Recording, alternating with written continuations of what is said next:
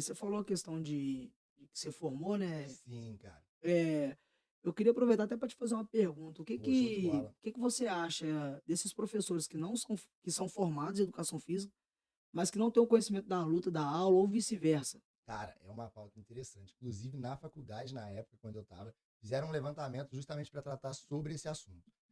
Eu, como sou treinador hoje, professor aí, tenho a formação, tenho, acredito, total autoridade para falar. Eu acho, cara, que é de extrema importância o professor ali, ele ter pelo menos o mínimo do conhecimento.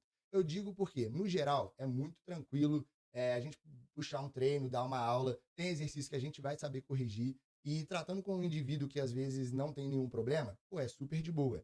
Mas já aconteceu comigo, acredito que com você já deve ter chegado, casos especiais, pandemia, pós-pandemia, pessoa que tem comorbidade e foi agravado por conta de Covid. Então, assim, vários casos que um profissional ele precisa ter uma atenção ali para tratar.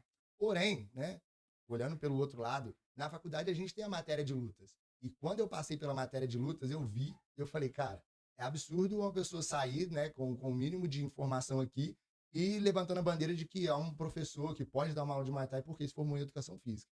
Então, eu não concordo que uma pessoa que se formou pode levantar essa bandeira, mas eu acredito que quem é o professor precisa buscar um conhecimento, pelo menos um mínimo de conhecimento para atender ali as especiais que pode aparecer. Você começa a estudar, quando você começa a ver ali na ciência o que, que você precisa de entender para passar um treino para uma pessoa, cara, vai muito além, realmente leva um tempo.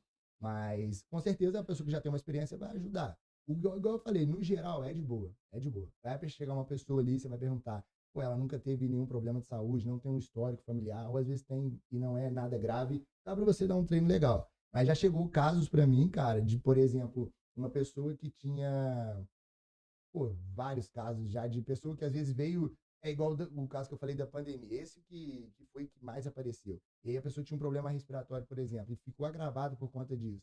Aí você tem que saber a questão de intensidade, né, de como vai passar ali a atividade, é complicado. Muita gente que, isso é normal da gente, né, dali da profissão, às vezes você empolga. Você vai puxando um treino e você tem aquela ideia de que se a pessoa ela tá suando, tá ali quase morrendo, é porque o treino tá bom. E às vezes a pessoa tá ali, mano, quase dando um teto. Então tem que ter esse feeling, entendeu? Cara, ô, você Isso, tocou num assunto tem que ter esse importantíssimo. feeling. Porque tem professor que a ideia dele é que o aluno saia dali quase não andando mesmo. Porque ele É. acha que aquilo ali que traz o benefício da parada, né? O aluno ele sair cansado de forma que não consegue. Pô, E às vezes não é isso, né, cara? Quer não dizer, é na maioria isso. das vezes não é isso, né? Na Isso aí chega a maioria, ser não. até. Depois que a gente começa a ter ali um entendimento, né, que você vê que não precisa disso. Até mesmo pela adesão, né, do aluno, né? O cara vai lá, Exatamente. treina, aí, pô, quase mata o cara, aí no outro dia o cara não tem Pois condição de é, treinar, exatamente, entendeu? cara. Isso aí rola muito. Ele tá É. perdendo um aluno ali de bobeira. Exatamente. Mas assim, de início, cara, é inevitável. E às vezes mesmo até você tendo conhecimento ali, às vezes a gente erra a mão, porque você Empolga, vai né? se empolgando. Você quer dar o melhor treino pro cara, aí você dá o seu máximo, né, Mas, por velho? exemplo, ó, até lembrei de um caso aqui, igual eu falei, galera, eu vou lembrando de vários insights. Quando eu comecei a dar uns personal ali, atendendo a domicílio, essa época eu já estudava, e na faculdade a gente aprende uma formulazinha básica para ver ali o nível de frequência máxima cardíaca do indivíduo. Uma formulazinha básica que a gente vê é 220 menos a idade da pessoa. Então, vamos supor, se a pessoa tiver ali uns 20 anos de idade, você tira esse 220 menos a idade, ela pode bater uma frequência máxima de até mais ou menos 200 batimentos cardíacos por minuto. E aí, eu tava com uma aluna lá, cara, a milhão, sacou? A gente treinando e eu achando o máximo, pô, ela se entregando. Eu comecei a perceber ali, a menina já foi dando uma caída, mas eu falei, porra, tá gostando, né? Aula experimental, meu irmão. Eu falei, não, ó, tem que vender a aula aqui. E aí, pô, ela tava com o reloginho, já começou a apitar. Apitar. Aí eu falei, pô, né, já vou ficar ligado. Aí eu perguntei pra ela e apliquei essa forma. Falei, cara, tá muito no talo já. Aí que eu comecei a dar uma aliviada. Mas imagina, se às vezes eu ali me levo pela emoção, poderia dar ruim, cara. E E aí, qual que foi mesmo, pra ficar bem claro, como que foi essa aula que você teve de medição da cara, frequência? a gente estuda lá são várias formas que você tem, mas essa é bem básica, só para você ter ali uma ideia rápida, né? 220 menos a idade. Essa vai dar essa fórmula vai levar ali um resultado, né? Que é mais ou menos a frequência cardíaca máxima da pessoa. Então, isso é até interessante saber, porque muita gente hoje tem aquele smartwatch que apita, Que que marca a mostra, frequência, e ali cardíaca. mesmo você olha, pô, a frequência cardíaca tá alta. Ainda mais quando a gente atende, não sei, né, se você tem aluno idoso, é legal de dar uma olhada, porque ali já sobe, então tem que segurar a mão, sacou? Nessas horas não pode empolgar, senão passa um aperto, pai.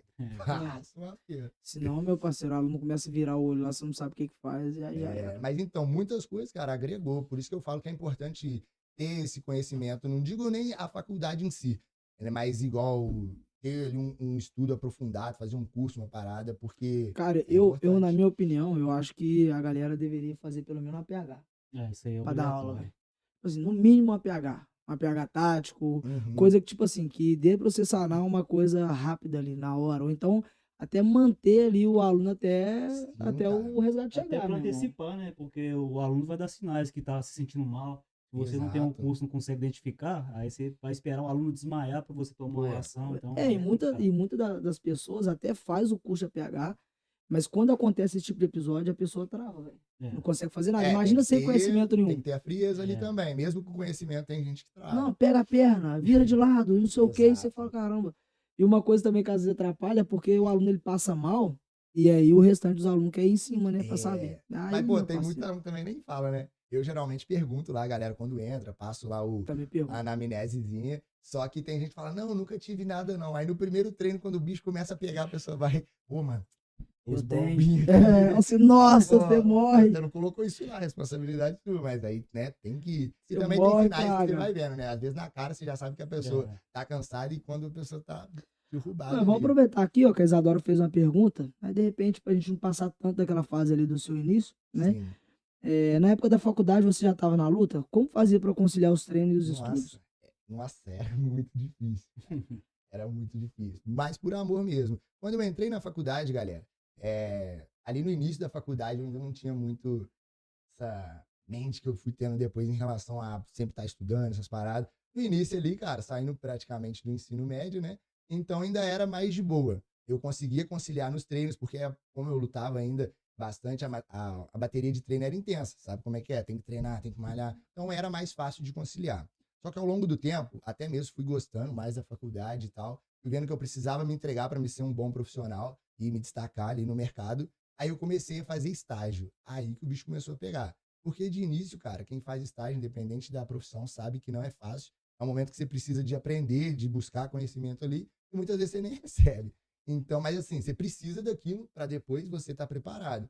Então eu tinha um estágio, cara, que era de 6 às 11, sacou? Aí depois eu almoçava e pegava um de 13 às 16.